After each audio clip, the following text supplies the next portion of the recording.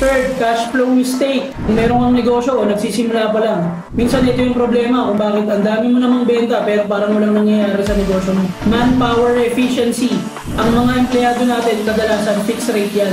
Ibig sabihin sa loob ng isang araw, meron tayong ganitong halagang babayaran sa kanila. May gawin man sila o wala, fix na yon.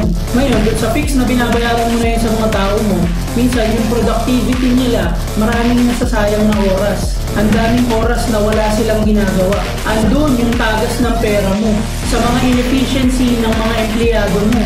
Mas maraming nakatungamang empleyado mo, mas malaki ang pera na nawawala sa'yo. Bakit?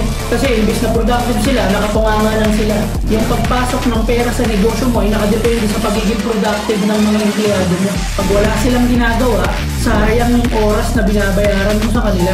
Negative cash flow ka doon. Hindi naman talaga sila masama kaya nakatunganga sila. Wala lang maayos na sistema yung negosyo mo, kaya may oras sila na magpuya-akoy o tumunganga. Ayusin mo yung sistema at proseso ng negosyo mo na walang oras na masasayang. Malaking tulong yan sa cash flow mo.